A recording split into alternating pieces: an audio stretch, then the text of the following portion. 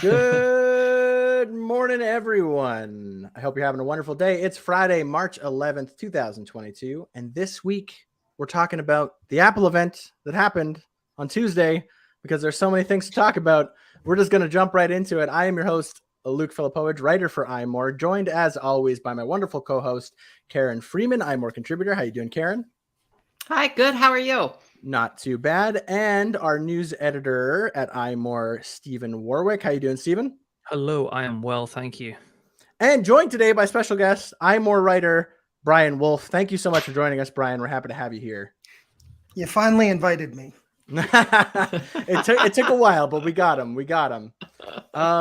Yeah, so we're just going to run through this event because, although the spring event sometimes gets a bit of a bad rap for being boring to some people, there was a decent amount of announcements that came out of this, and the event started right off with some Apple TV announcements, TV Plus, talking a lot about they kind of mentioned the nominations that films like Coda and The Tragedy of Macbeth got at the Academy Awards. Which has anyone here watched Coda yet? Because I actually think it's awesome. It's nominated for Best Picture and it's really good. I haven't, but I've heard very good. Have you seen it? Yeah. I really, really loved it. And that was before I actually knew it was nominated. Like, I think before the nominations came out, I was just like, oh, hey, new Apple TV Plus movie. I'll throw this on a Friday night or whatever. And it was like really good. I was like blown away. It's on my watch list. Yeah, I definitely highly recommend it to everybody. It's a very, very good movie. But yeah, so they kind of started off with that. And then they teased a bunch of projects that are upcoming. With some very big Hollywood A-lister names involved. Things like Spirited, which looked like it had Ryan Reynolds and Will Ferrell, and it was sort of a take on A Christmas Carol. Maybe a bit of a funny take on The Christmas Carol. Luck was a new animated feature film that is going to be about luck, I'm assuming. There was the unluckiest girl in the world, actually. Right. So, but then she finds a lucky coin by the sounds of it. So we'll see how that. There was a talking cat who was walking on umbrellas. I thought that was cute.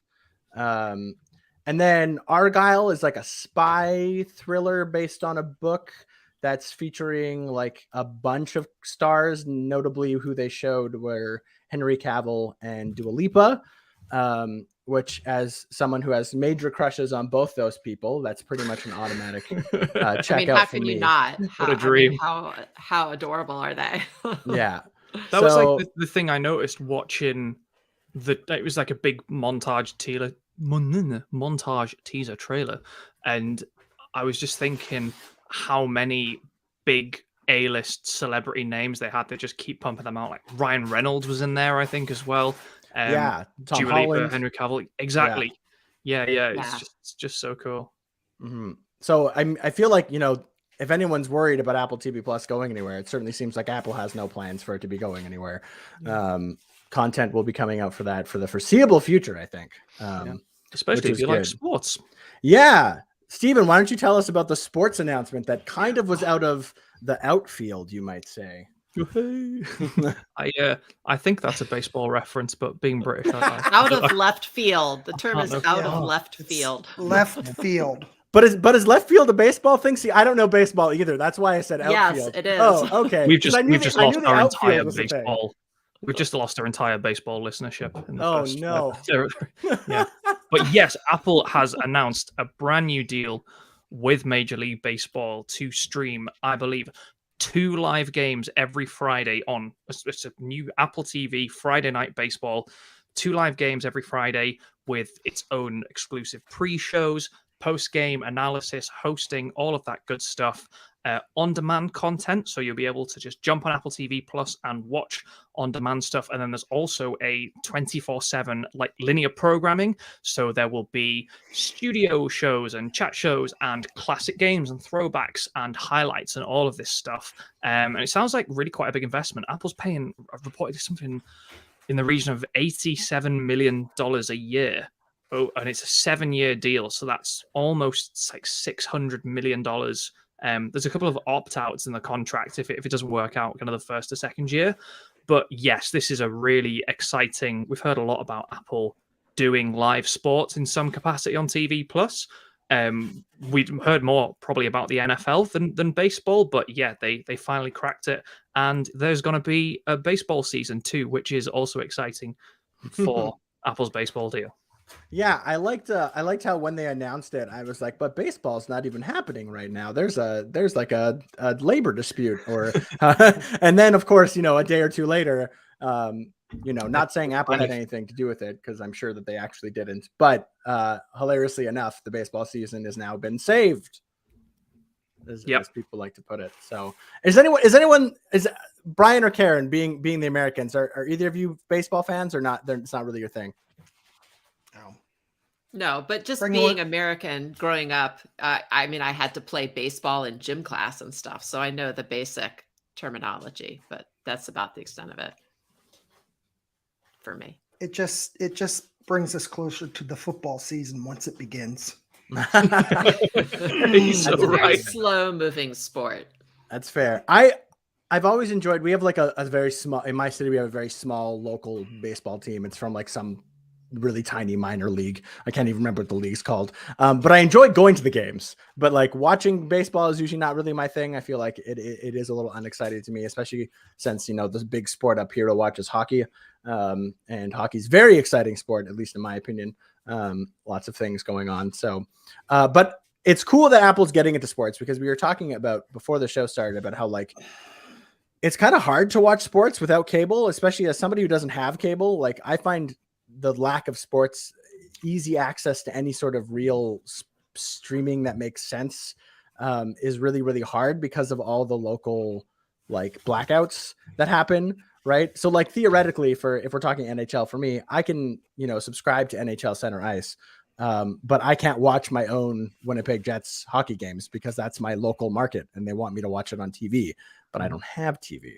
Same with baseball and the NFL, I think, across the US. And one of the interesting things with the Apple deal is it seems to be kind of free of any sort of local blackouts and such like that. So it's if you have Apple TV Plus, you can watch the game, I think, regardless of where you're situated, is certainly what I picked up from the press release. But yeah, you're right. It's a really fragmented, strange, weird kind of situation. Yeah. So I think this is exciting for baseball fans, especially maybe people who are trying to cut the cord and finding it hard to cut the cord, because cable is still so dominant with sports. There's just like not really a lot of good streaming options for it. So I'm excited. I don't mind watching the occasional Toronto Blue Jays game, as that is our Canadian team. So we'll see how this goes. It's a lot of money for Apple to be dishing out. That's for sure. Sorry, Brian, the one thing the one thing that's going to be interesting to see what teams actually we're going to see the most on the channel. Are we going to see the Yankees against Boston? Are we going to see some of the bigger competition, or are we going to see small market games? I think that remains to be seen. Interesting. Would you like to see other sports? Because I hope this is the start of something kind of new and exciting. And like we said, there have been talks about other sports. I personally would love to see the NFL on Apple TV. Yeah. What do you think? Well, I think the second rumor we've gotten this week is that they're seriously considering grabbing Sunday Ticket, which is currently on DirecTV in the US. That would be a complete game changer. That would probably cost extra than probably a bit more than the baseball. Yeah. Well, because the NFL. So I was just going to say, Phone Pop in the comments asked if the Apple content, the baseball is exclusive, and it is. Apple is getting exclusive. Yes. There'll be some like classic games and stuff, and I guess in like highlights you can probably watch everywhere, but the live games that they show, the two every Friday, they'll be exclusive, and each will, like any sort of sports broadcast, there'll be a studio pre-show, post-game analysis, and that will all be exclusive to Apple. Yeah, so Apple hasn't bought the rights to somebody else's content. They are hosting their own. So what they're licensing is the actual baseball, and they're creating everything to go around that. So yeah, really exciting, and I'm excited for what they'll do with other sports as a result of this. Could be a game changer for Apple. Mm-hmm. Yeah, it'll be interesting, kind of, Brian, what you said about the Sunday ticket, which if that is something that Apple goes out of its way to acquire, because correct me if I'm wrong, football fans, but like football only happens on select days, right? Like it's only like 3 days a week that there actually are games, and Sunday's like the biggest day, essentially. Thursday, Sunday, Monday, Monday, right? Always the biggest. Whereas like baseball is such a huge season with so many teams, they play like 160 games in a full season. Each team, like, they're playing every day, right? So having only one day where they're doing the broadcast, like, it is interesting what Brian will say, like, how many matchups are we going to see? Are we going to be able to see all the teams throughout the season, or are there just some teams that happen not to have Fridays on their schedule? I don't know. But also really interesting as well, Sigmund, in the comments, when we talked about this before the show, this is going to be free for a limited period of time when it first kicks off, probably at the start of the season, so April 8th. Now the league has agreed a deal, so you don't actually have to have TV Plus to begin with in order to watch this. And I wonder if Apple is banking on a lot of people signing up for free baseball and either forgetting to cancel their subscription or actively setting out to stay with the platform once they've figured out, hey, baseball on Apple is pretty good. Because I have no interest in baseball, but I would definitely like to watch this to see what sport on Apple TV is like, just because it's the first time we've ever seen anything like this. So I think it will be quite a big draw of sports fans to the platform. And TV Plus is only $5 a month, so... Yeah, I'm going to go out on a limb and say, yes, that's exactly what Apple intends. Absolutely. Yeah. Of course, the only thing to look out for is if Apple continues to add, there was a while where maybe right at the beginning, $5 was a lot for Apple TV, or about right. And I think we're starting to maybe push past that, and could you see like price increases coming, or kind of add-ons or bolt-ons or stuff like that? Because if you start adding like the NFL, the NHL, like the English Premier League, for instance, like $5 is probably not going to cover that unless Apple is sort of. You're probably going to start seeing different levels of subscriptions. Then you're going to like the all sports package and entertainment only package, stuff Apple like TV that. Plus. I agree. Pro, Max, and Ultra. Oh gosh. keep the branding on point. Yeah. And then at that point you'll get the people like me who's like, well, this is just like cable if I have to subscribe to all these different extra channels. And then the whole cycle starts all over again. But we should probably move on to hardware, because we've got a lot to discuss. That's true. There was quite a bit of hardware announced, and the actual first bit of hardware that they did announce was new iPhone colors for the iPhone 13 and the iPhone 13 Pro. Can anyone guess? Anyone in the chat who didn't watch? Just kidding. I'm sure everybody watched. Is green. They gave us green again. It's a very interesting dark green, though, especially on the iPhone 13 model. It's like I would describe it as like a hunter green. It's quite dark and deep. Yeah. Pretty British nice. Racing green is the term I believe you're looking for, Luke. Oh, okay. Yeah, I mean, I think like all the colors. I like all the colors that Apple gives us because I just like color. So for me, it was a win. The iPhone 13 Pro got an Alpine green color, which looks similar-ish to the midnight green that we got on the iPhone 11, but it's a bit lighter, I believe. It looks like it's a bit lighter. I haven't seen them in person yet. As always, the pressed photos don't quite do these justice. We've just popped out on iMore because the first creators have got their hands on these today. There's lots of different videos of creators and photos going around of the new colors. Definitely check those out because it will give you a much better idea of what these look like in hand, in person. I found that with the blue of the iPhone 13 Pro, as I've said previously. So yeah, if you're thinking about buying it, or you just want to get a look, don't take the press photos at face value. Go and look in the real world, or visit an Apple store. But they're definitely two kind of distinct shades of green, and I really like them both. But I guess it begs the question, as Christine was asking on iMore, is this like unfair to people who buy the iPhone when it comes out and like a better color comes out 6 months later? Yeah, I feel like Apple's sort of punishing early adopters, which isn't cool. Yeah, this is just. Sorry, Brian, to cut you off, but I was going to say, okay. At the end of the day, the really what the mid cycle refresh of any phone that they ever do is really just to sell more, right? Like that's their goal. It gets the iPhone and the iPhone 13 back in the news. Cell phone retailers, whether that be your local Best Buy or even just your local cell phone providers that also sell you phones and plans, they can put up new displays that say they have the new iPhone, which is like not really new, but it is technically still new because it's the newest model. So it really obviously is a money play. I always like new colors, but it does feel a little weird that like if they know they're going to come out with this, because obviously they do. The planning's obviously been done so long ago. Why wait? Why not just launch them all? I'm trying to think back to marketing. I think marketing 101 is that once a product's been around a while and you want to re-excite it, you come out with a new color or variants, or Dr. Pepper with cherry or whatever it is. So I don't think it matters what color it is. I think they probably have a lot of data to back up that once they come out with a new color, it brings more people into the stores, and they probably sell more of the other ones too. Yeah, definitely. Right. And it worked with the purple. They did it last year and they wouldn't have done it again if it hadn't. In fact, they doubled down because they did it last year with the purple iPhone 12, but there was only the iPhone 12. And this year is a new color for both the Pro and the regular. So yeah, like Brian said, they've obviously got insight and they know it's working.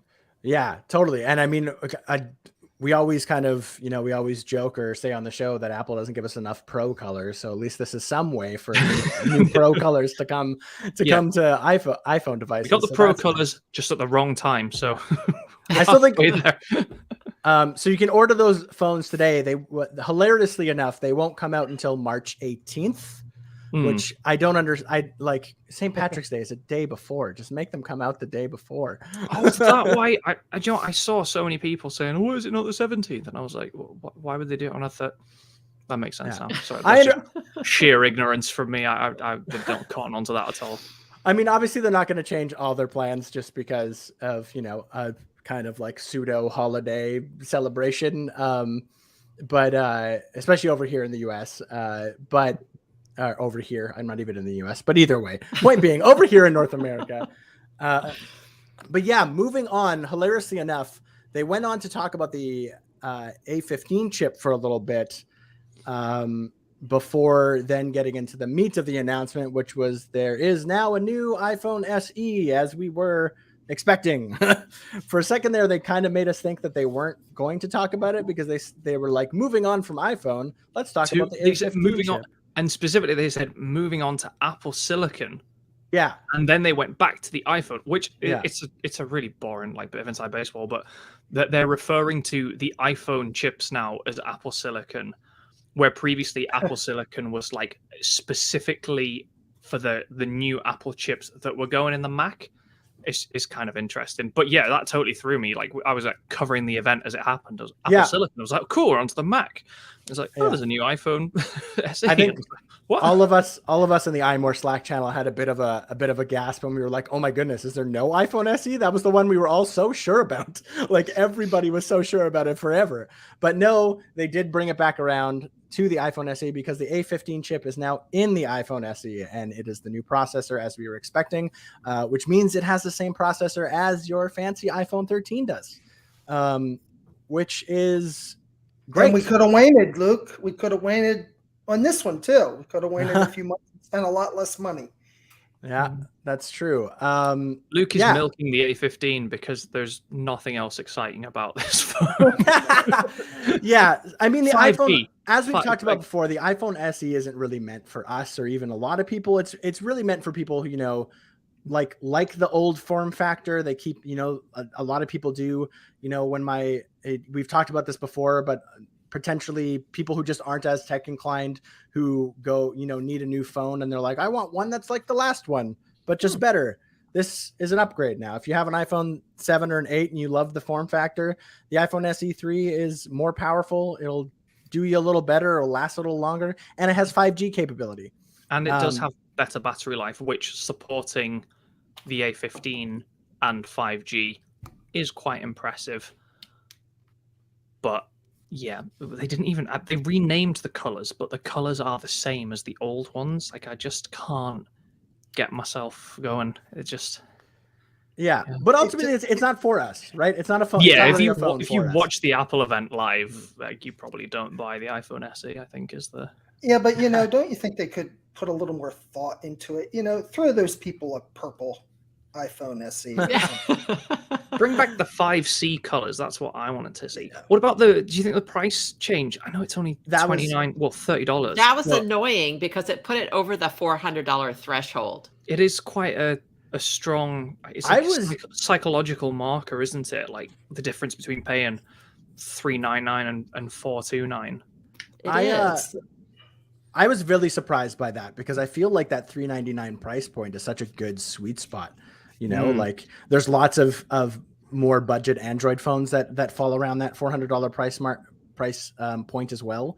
And I mean, I've always been an advocate of like accessibility in tech is important. And part of accessibility is also affordability. So I don't like it when I see prices go up. I understand that there are business reasons as well as, the Can I be a cynic? Yeah, be a cynic. Do it. The $30 is the baseball tax. Everything goes up $30 so they can pay for MLB baseball Friday night.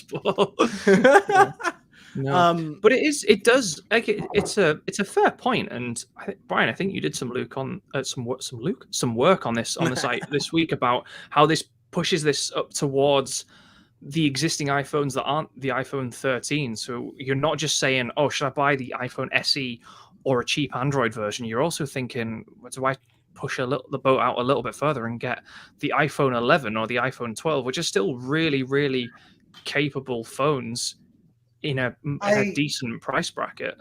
I did a quick analysis for my article, and I realized that, once you start adding some of the sales on the older phones, especially on the iPhone 12, you're really in the same ballpark, especially if you have an iPhone 8 and you turn it in, they're going to give you at least $150 for it. Mm-hmm. So you're already up to a 12. And on most points, the 12 is better than the new SE. I suppose it's only if you desperately wanted Touch ID or the smaller form factor. The smaller form factor, right? And there are people who love that, right? Like I still kind of miss Touch ID. I just like how there's a few more uses where it's a little more useful than Face ID. For me, I've noticed it's not a big deal. I've pretty much adjusted, but we're all still hoping for that day where Touch ID and Face ID are on the iPhone in some capacity, whether that be like in the power button or side button, or if it just happened to be under the screen, which we've seen in some other Android phones and stuff. But the old form factor is definitely. I would argue that the appeal of the home button is not so much the Touch ID, but the actual physical home button. I think that there are a number of folks, there are some in my family in the generation, even though it's not technically, it's not a technical button anymore. It's when I understand, but it's the muscle memory of they provide the tactile response. It's like an escape hatch. Yeah, like I'm in this app and I don't want to be in it and I don't know how to get out of it, but I know if I just press this button, it'll just go back to normal. Yeah, and that's a big thing. That's a big thing, Karen. You're right. Is that like there is some differences between how you use an iPhone with a home button and one that you don't. There are some UI, some user interface, and some user experience differences that I think some people they don't need all the fancy stuff and they don't want to learn. They don't want to learn the swiping actions or anything like that. It's not for them. They don't need it, right? And I think that's a huge part because how you use a phone and how you're used to using a phone is like a big part of why you buy a phone. It's what you're used to. It's why a lot of people will people who like using the newest iPhone every year will upgrade every year through whatever they want, or upgrade every 2 years, and they just kind of always go to the next iPhone because it's what they like. It's what they're used to. It's comfortable.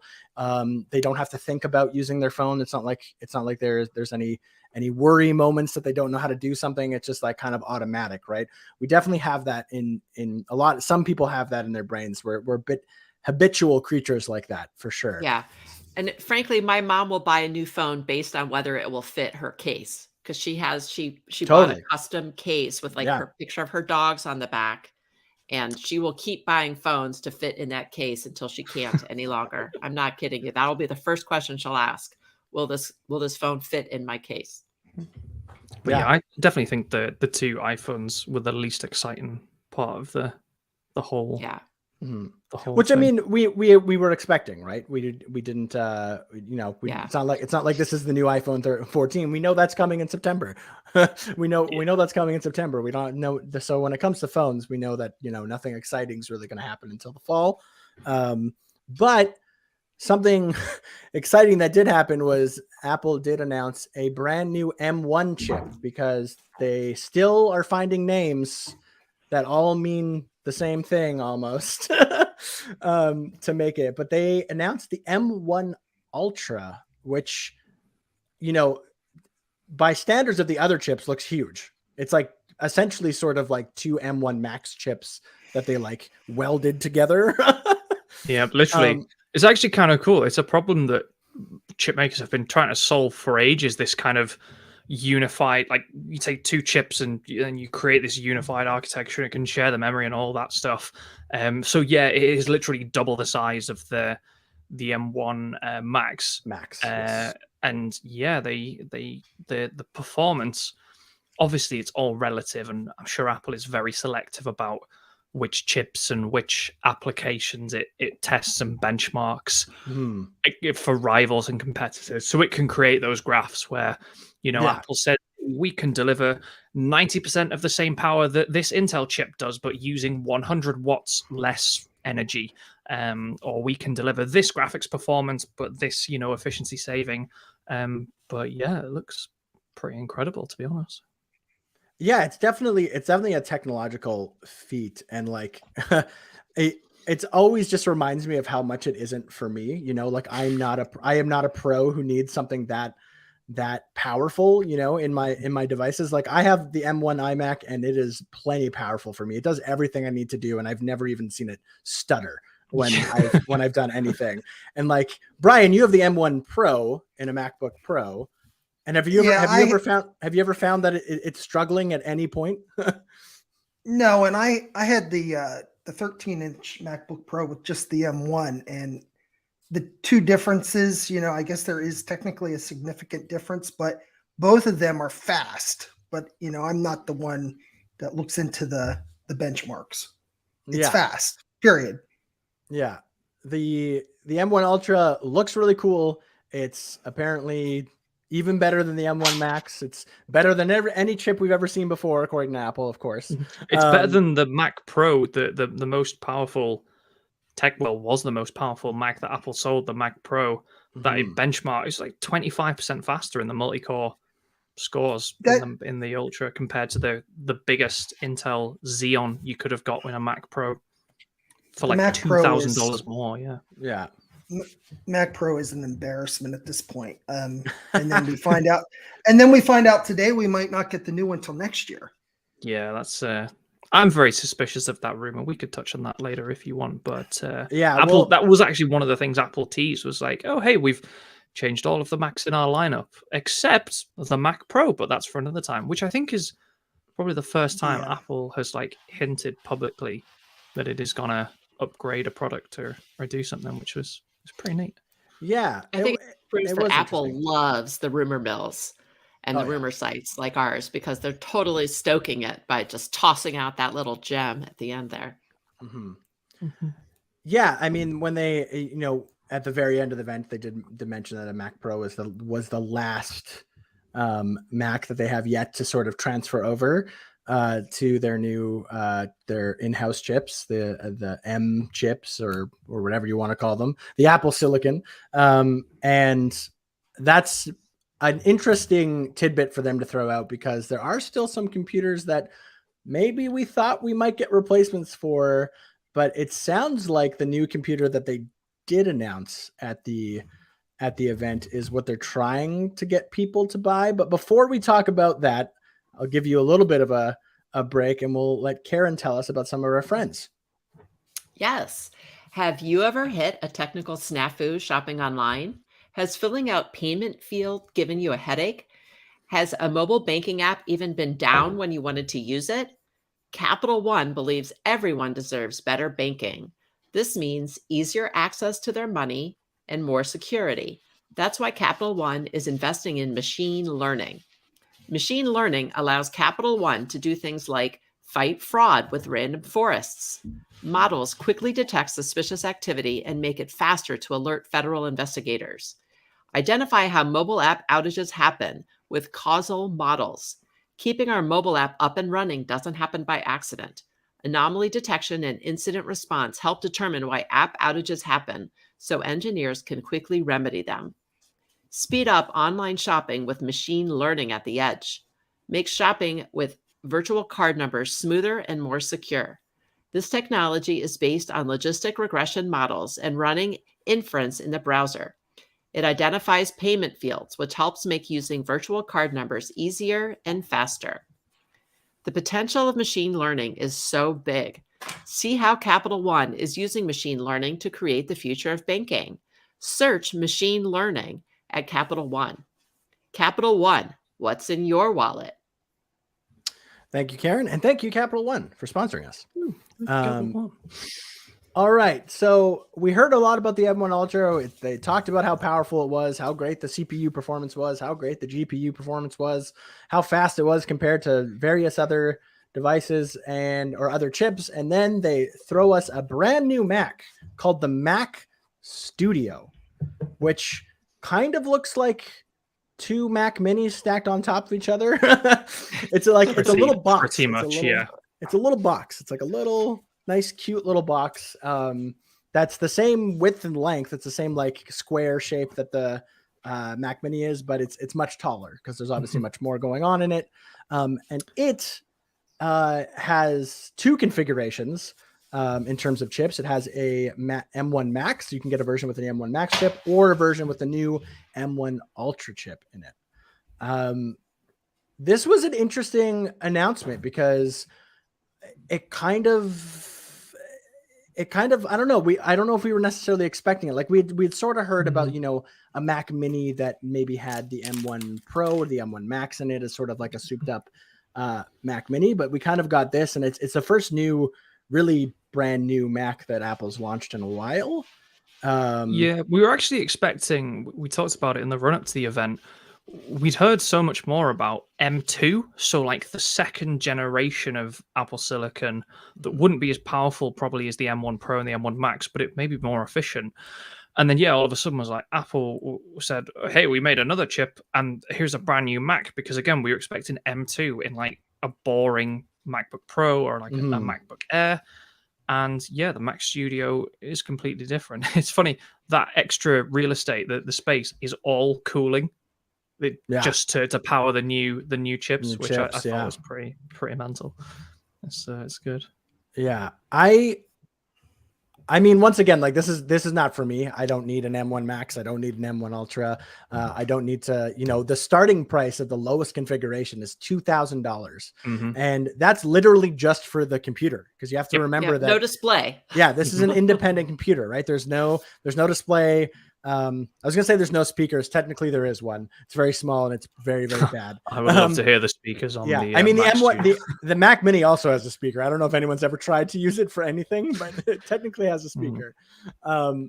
But it's a lot of money, and they really tried to aim it. They called it the Mac Studio, and they talked about how it's very useful for home studios and studio work. So they were very much trying to push it towards that more professional category, more of a pro audience, if you will. And I don't know. I'm just, what's convincing people to buy this and maybe not waiting for that Mac Pro? It's strange, isn't it? You think we're going to get one of those?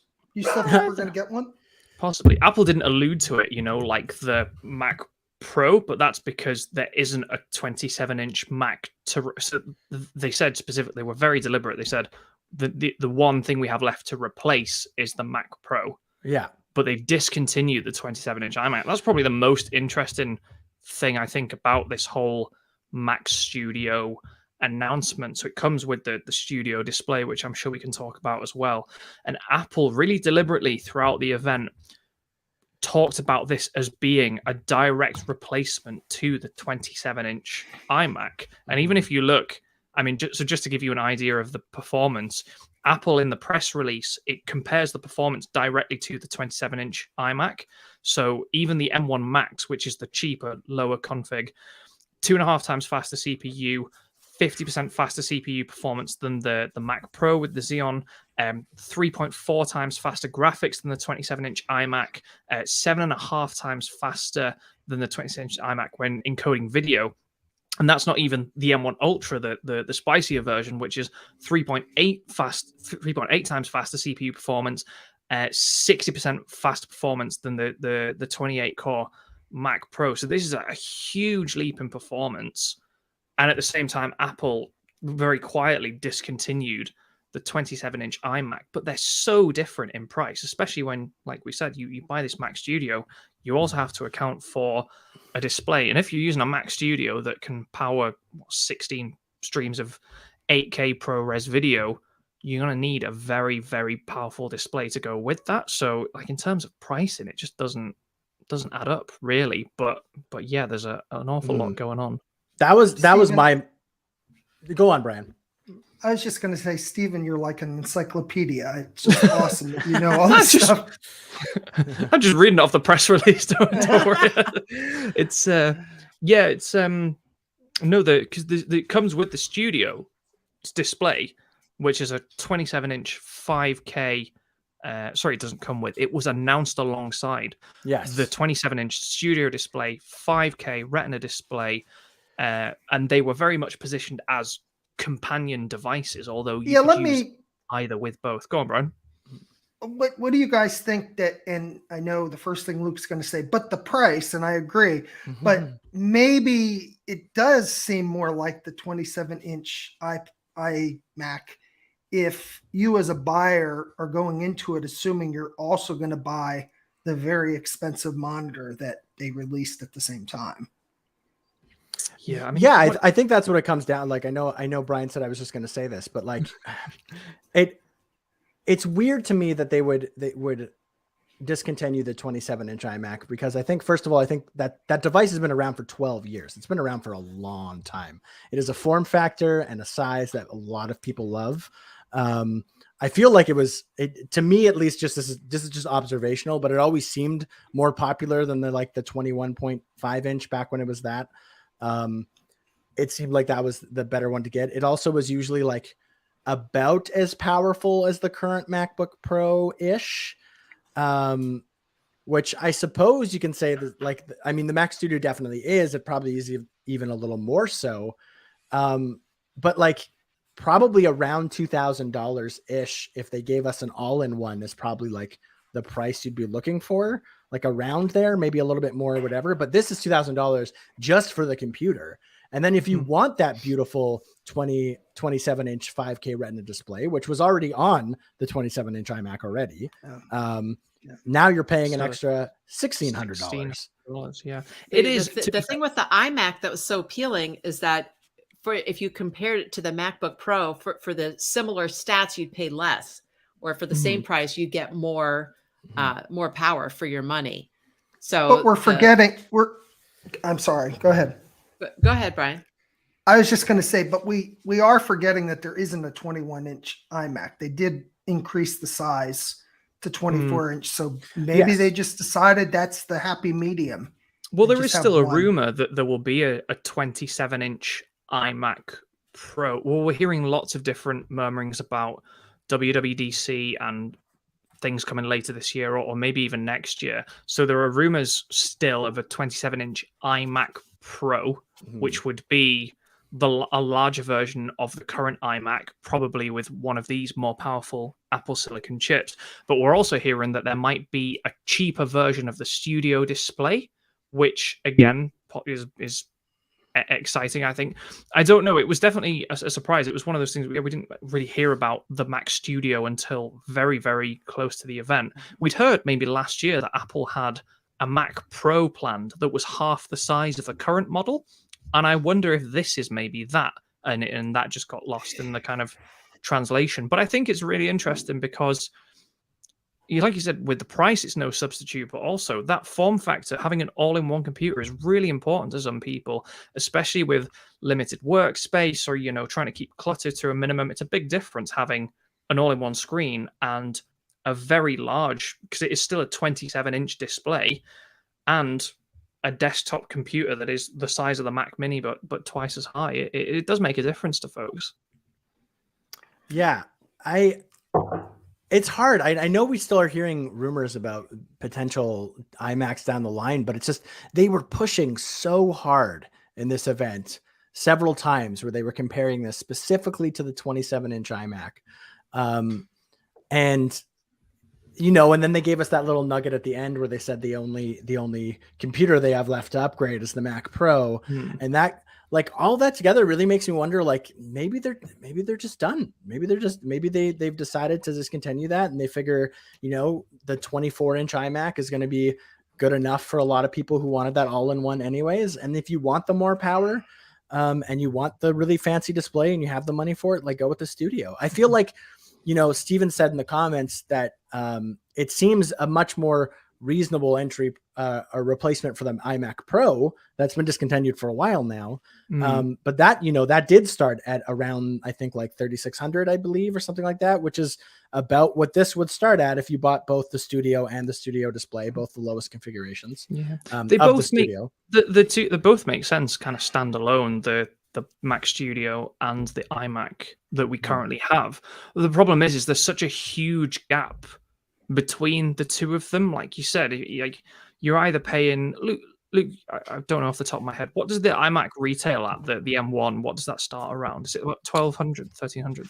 Yeah, I believe it's like around 1,200, 1,300 for the lowest configuration. Huge gulf, not only in the price between that iMac and the next desktop Mac, which is now Mac Studio Plus display, but it's also a huge gulf in use case and form factor and like the power, the gulf, because there's no M1 Pro even in the middle. You have to go M1 or M1 Max or Ultra. So there's definitely, I think, a very big gap now in that Mac lineup, which makes me think that there is more to come in there. So whether that is a more powerful Mac Mini or a less powerful Mac Studio, or both of those plus a 27-inch iMac or an iMac Pro, there are so many ways Apple could go with that. I think it would work just fine. So would we be satisfied with a update to the current iMac that includes more professional chips,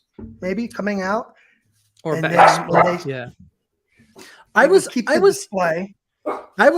wondering about that. Like, maybe when we get around to getting, new iMac, like new 24-inch iMacs, when that happens, maybe next year or a couple of years from now or whenever it is, like, I mean, there is already two configurations, but it's not the chips that change. It's like the RAM inside and storage options and things like that. But do they go where they have like a 24-inch iMac with the M1 or maybe M2 at that point, and then a 24-inch iMac that has that upgraded, M1 Pro or M2 Pro, however they get there? And is that sort of how they kind of, replace the 27-inch iMac in a more direct way? Even though I think, going down, it's only 3 inches. It sounds like 3 inches doesn't sound like a lot, but when you're using it and you actually have it in front of you, 3 inches is a lot more space on a screen. Yeah, it does come down. It comes down to the popularity, though. Maybe just the 27-inch was not as popular as we maybe think it was. Yeah, and that's what I'm wondering about, because it's a product that's been around it was around for 12 years. Like, to me, it always seemed like the more popular model back before the M1 iMac. It always seemed like the more popular model than compared to the 21.5 inch. And it seemed like it did fit that interesting niche where, like, it was a little less expensive than the MacBook Pro, but like more or less around the same stats. And like it now we just kind of don't quite have that in the lineup in a price point that I think makes a lot of sense for people who are maybe looking to upgrade their 27-inch iMacs. I'm sure there's a decent amount of people who have been waiting for the direct replacement, especially after the 24-inch iMac came out. And it's like, oh, okay, now we have like a new nice iMac, and now we can build on that. And I think I think there are a subset of people, and myself included, who were kind of expecting that. And now it's, who knows? Like they really pushed this Mac Studio on people who wanted that 27-inch screen because of the Studio Display, which to dive in a little further to that, is also a bit of an interesting product. Like, yes, it's expensive, but at the same time, it's a really good screen. I don't know if anyone's used Apple screens lately. They're quite incredible. Like it's a little better than the screen that's on my 24-inch iMac right now, but this 24-inch iMac screen is the best screen I've ever used. It's really, really awesome. It's insanely sharp.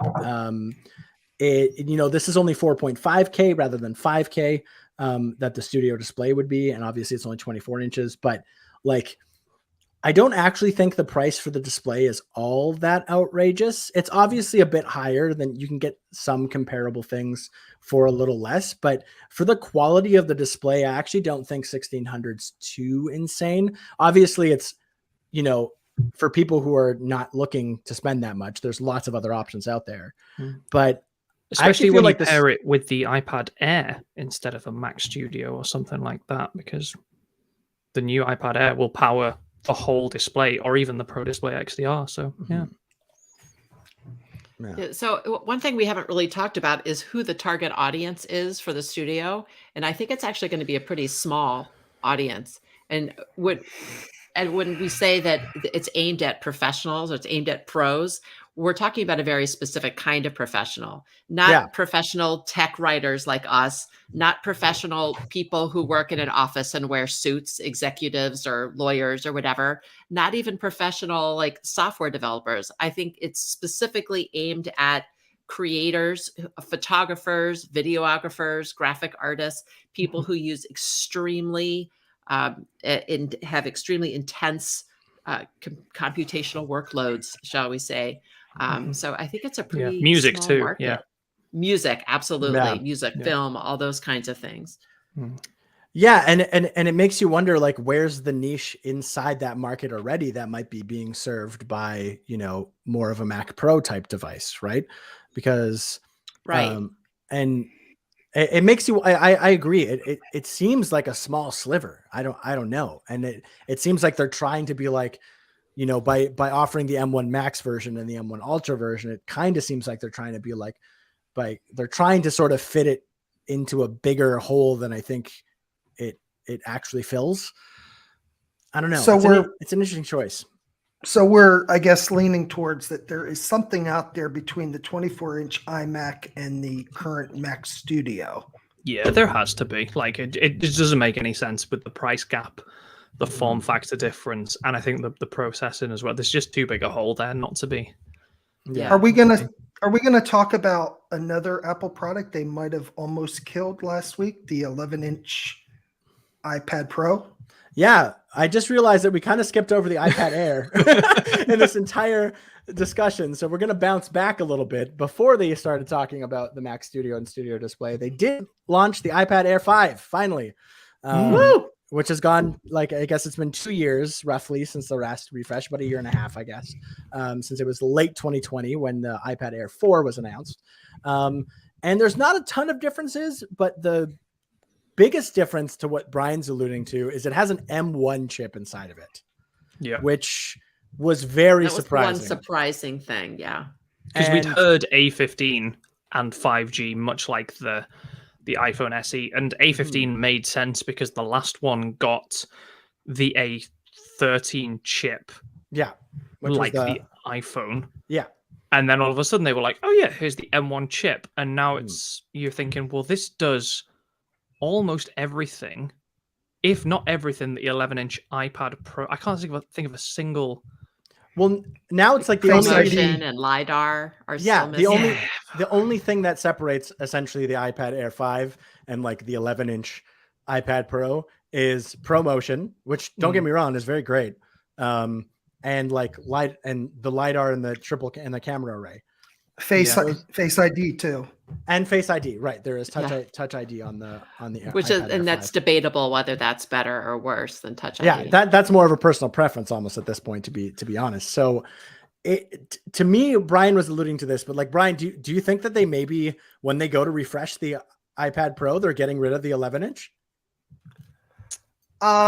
You know, I'm starting to, whatever we're talking about, I'm starting to think the whatever the number is, M1 and 2, Yeah, that is eventually going to be the consumer side of a product, whereas the M1 Pro, Max, Ultra is going to be the pro side. So I guess to answer your question, I don't see the need for an 11-inch iPad Pro after this year. I make the Pro the 12.9 inch and go from there, I guess.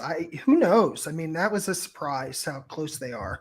Yeah. The other thing I'd say is there is a rumor that the next 11-inch iPad Pro will get the mini LED display like the big one, and possibly, and I think they're going to refresh both iPad Pros with an M2 chip, maybe. So I don't necessarily think they're going to like just kill the 11-inch iPad Pro, but there is a glaring need to update that device very soon, because What there if, is, like you said, there is just no reason why you would pick the 11-inch Pro over the Air.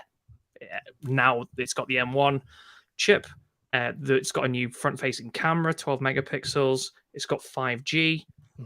So yeah, I think it's brilliant. It's it didn't change in price either, did it? I think it's the same price as the old one, which is good because the last one got a hefty price increase because it was a very significant upgrade. So. Yeah. I wonder where the iPhone 11-inch, the iPad Pro 11-inch. I wonder. I see both ways, right? Like, obviously that they went with the two sizes, because like 12.9 inches, like, once again, we're talking about an inch, like pretty much 2 inches, but like it's really different when you hold them. Like a 12.9 inch iPad is very hefty. And the 11 inch is a bit less so, and a little more easy to kind of carry around. And it's a big difference in an iPad. Yeah, it is very big difference in an iPad. So like, I can kind of see it going a bit both ways. Like, there's a chance that maybe they just want to switch down to one model with the iPad Pro and then include maybe just like even more features to make it even better. So there is more of a stark difference. But there might be enough fans of the 11-inch iPad Pro. It might have enough sales that like they're just going to keep it around and just they'll upgrade that, and then we'll go through this constant upgrade cycle where, you know, every couple of years they'll be close for a little while, but then the new versions will come out and they'll be less close. So it's interesting to see what happen going forward. The Air is such an interesting product in its history. I mean, at one point we thought they killed the Air, and then it came back, and the fourth generation just wowed us all. And then the fifth is just building on that. But it's an interesting product, the Air. Great colors too. I'm just looking at the purple is nice. But there's like what is that? Like a bluey. It's a funny shade of blue that also looks really interesting. I just love the way they keep the Air more colorful. I think the new purple absolutely pops. Really interesting as well, the new USB-C port, which is like the Pro, so it's twice as fast as the previous one, which is what I was saying earlier. So you could get an iPad Pro and you could plug it into the studio display, and you could run the studio display with your iPad, which I think is again, why would you buy the 11-inch iPad Pro at this point with all of those features? Yeah, it's an interesting case. We'll have to see what happens. I'm very curious now for the iPad Pro announcement, even though because I probably won't buy an iPad Pro. It's not really what I need in a tablet, but like now I'm interested to see what's going to happen. Like, are we going to see a big shakeup, or, you know, how different is it going to be? So that's an interesting thing. And the Air, by all means, like we had named kind of the iPad Air 4 at iMore. We had named it sort of the best iPad kind of all round for everyone. And like, it seems like obviously we got to get one and test it out and do all that stuff. But like, it seems like the iPad Air 5 is going to easily take that crown again. Especially at the same price point. I think when it comes to balance between performance and price, I feel like it's right. It's competitive. It's right in that spot. It just offers so much for a decent price point. And I mean, there still is the cheaper iPad for people who just need an iPad for more basic uses, right? I do think as well, we don't have to, I'm conscious of time, so we'll not discuss it, but like when they put the M1 in the iPad Pro, and everybody said, well, what's the point? Because iPadOS really can't make that much use of it.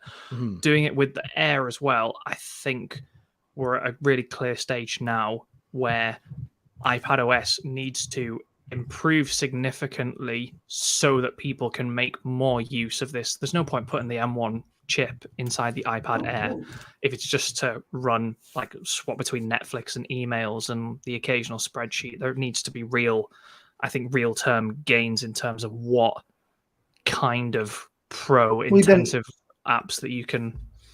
But we've been saying that for years, so maybe not.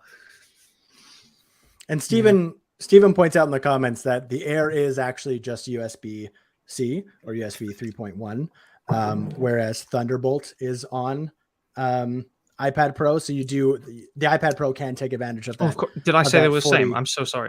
Yeah, it's okay. It's brain fog. The iPad Pro still can take advantage of that 40 gigabyte per second data transfer speed. Yeah. So whereas the iPad Air would just be 10 gigabytes at most. Yeah, the iPad Air can even run the 6K, the Pro Display XDR, if you really wanted it to, which is I'm not sure why you would want it to, be honest, but it's such a strange combination.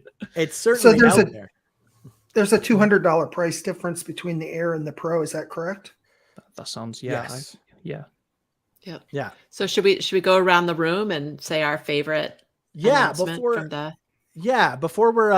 we kind of sign off here, let's just do a little bit of a round table. What's the thing you're most excited for, and what's the thing you're maybe least excited for out of this announcement? It can be a new product, it can be a direction Apple seems to be going, it can be kind of whatever. I'll open up the floor. Brian, we'll start with you. You're a special guest. I mean, I think that out of all of them, the Mac Studio, I think we're going to look back at this announcement on the Mac Studio and say, oh, look, this is the first of so many different Macs that they released. I think in its present form, because there's such a split between the existing iMac and that, it is definitely priced at a point that most people aren't going to like it. But good for Apple to basically surprise us until the weekend before with this new product. So that was the best thing. Is there something you're not looking like? Is there something you don't care about? Do you think it was like, what was the least interesting? I think everyone's going to say the same thing, but I don't know. I again, I'm reminded this stuff isn't for us. For me, the regular iPad isn't for me, and the regular or the iPhone SE. I just wish they'd get rid of the Touch ID, but again, it's not for me. So I'm glad those folks have a new SE. Mm-hmm. Karen, you're next. How about you? So I actually think the M1 Ultra is going to be sort of looked back on as the biggest leap technologically. So that was exciting. For me personally, I don't need that much power. So I'm not in the market for an iPad right now, but if I was, that iPad Air would definitely be on my very high on my list. That the purple, the blue, just gorgeous colors. All the colors are gorgeous, all of them. The thing I'm least excited about, honestly, those greens. I don't think the green iPhones are pretty at all. They are the ugliest shade of green, I think, in the entire gamut of green. I'll just say that. All right, there we go. Stephen, what's your most excited? So most excited for sports on Apple TV Plus, not baseball. Baseball stinks, but Apple TV Plus sports. I am so excited for that. I can't wait to see. There are so many opportunities with the hardware and all that Apple can do to create incredible sports viewing experiences. So I hope baseball is just the start of that. I'm really excited for that. Least exciting thing, I think, for me was the iPhone SE. Brian, in the comments, you're looking, would it be worth an upgrade from the iPhone XS? It depends. If you like the XS, which is doesn't have Touch ID and the swipe, move into the iPhone SE. You probably feel like a step back going to a physical Touch ID button. If you miss Touch ID, then definitely it would be an upgrade, because the internals of the iPhone SE, you would notice an improvement over your XS. But for me, and I think, like you said, for a lot of us, the iPhone SE, for me, it just doesn't do it. Yeah, and I think my favorite announcement, the thing I'm most excited for, is the iPad Air 5. I think which is funny because you forgot about it during the whole show. I did. I forgot about it during the whole show. I just wanted to save the best for last, maybe. Yeah. I think, as somebody who I have an iPad, like last year's regular base iPad, and I use it quite a bit, and it does pretty much everything I needed to do, except for it's not quite as good when it comes to like editing photos. It's not horrible. It's not horribly, like, I can do it. It's not like disastrous or anything. But if I want to do some really heavy editing in some of my favorite apps, it does it's not the best. And then I usually switch to my iMac and get it done on my iMac rather than that. But I like when I take my photos, I like being able to be on the go. So I think the iPad Air 5 might be the one to get me up there. I might want that M1 chip. And I think the least exciting wasn't an announcement. It's like, I'm still kind of shocked at the 27-inch iMac just like disappearing and not really being replaced. What I see as a suitable replacement, if anybody's been like looking for that. But who knows? Who knows what will happen in the future with that? We have no idea. There might be some sort of new iMac eventually. Apple might just be teasing us by saying the only computer they have left is the Mac Pro. Maybe they're just trying to get some outrage. I don't know. But that is our show. I want to thank everybody for listening. Anybody who's watching us live, we love our live listeners. Thanks for commenting and going on this journey with us. Obviously, if you're not listening live and you're listening in your podcatcher of choice, we appreciate you. Thank you so much. If you have comments about any of the new products, tweet us at iMore. Let us know what you think about the Mac Studio, the iPad Air, the iPhone SE, the green colors that Karen hates. Let us know what you think. And until next time, we'll see you next week. Bye, everybody. Bye. Bye.